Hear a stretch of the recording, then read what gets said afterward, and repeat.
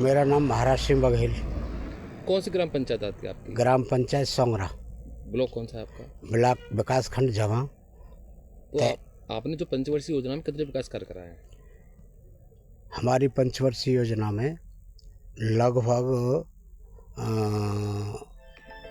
15 या 16 रोडों पर, रास्ताओं पर काम हुआ है।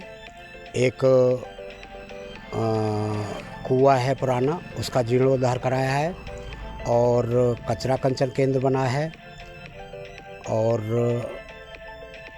जो अंत्येष्टि स्थल है उसका निर्माण कार्य हुआ है और पंचायत भवन का भी सौंदर्यीकरण हुआ है और प्राइमरी जो पाठशाला है उसकी पहले बहुत जर्जर व्यवस्था थी, उसको भी हमने सुधारा है।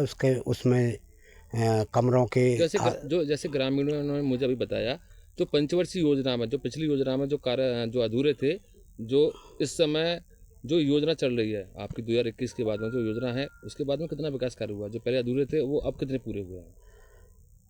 लगभग सारी गलियां पूरी हो चुकी हैं, 2-4 गली बाकी रही होंगी जो नई आबादी बस गई है, वहाँ भी प्रस्तावित हैं वो जगह, उन पर भी कार्य होना है। अभी जो भी हमारी पंचायत में फंड है वो उन्हीं जगह पर लगेगा और आंगनवाड़ी केंद्र हैं उनका सुधार हुआ है।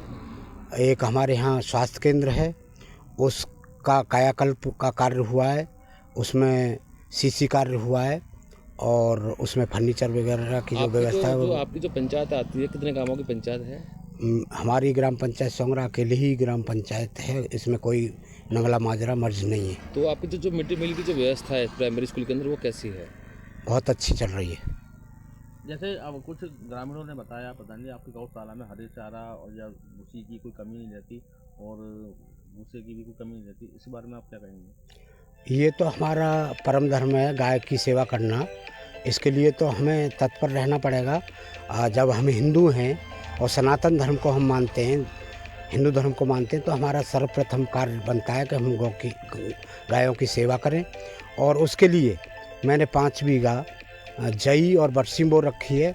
जो मेरे 2 गौपालक हैं उनमें से एक गौपालक गाय के चारे के लिए रोज़ाना जई और बरसीम काट के वहाँ गोद कर गायों को मिलवाता है और एक गौपालक गायों की देखभाल के लिए रहता है।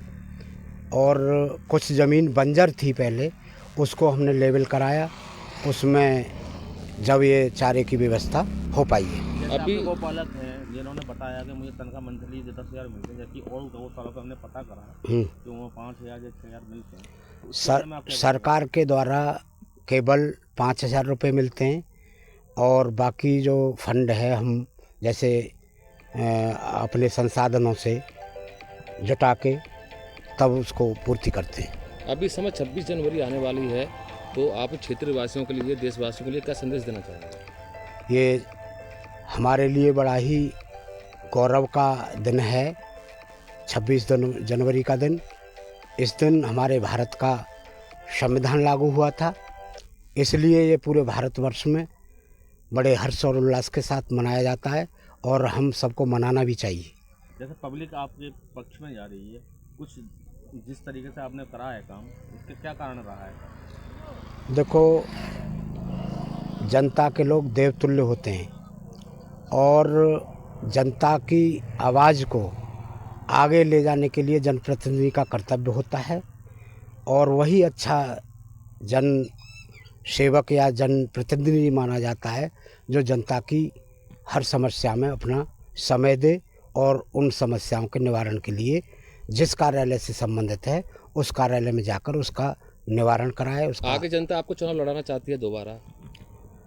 देखो, जनता तो जैसे लोग कह रहे हैं कि आप फिर प्रधान बनोगे, तो ये जनता के ही उससे बनेंगे।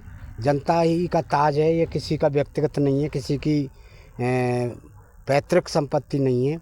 जनता सेवक के रूप में हमें चुनेगी तो अवश्य चुनाव लड़ेंगे। तो आप इस अगले चुनाव में लड़ने की प्रार्थना है आपकी? हाँ, सीट आरक्षण तय हो जाने के बाद अगर एससी में सीट चली गई तो फिर हमारा नहीं लड़ पाना होगा, क्योंकि हम एससी में नहीं आते हैं। आप चाहते हैं कि जनता की सेवा करना मिले, आपको सेवा मिले? अगर मौका मिलेगा तो अवश्य सेवा करेंगे और सेवा करते आए हैं। इस गांव के ग्राम पंचायत सोंगरा के प्रधान मेरे पिताजी भी रहे, मेरी पत्नी भी रही, मेरे भतीजे भी रहे और इस समय मैं स्वयं हूँ।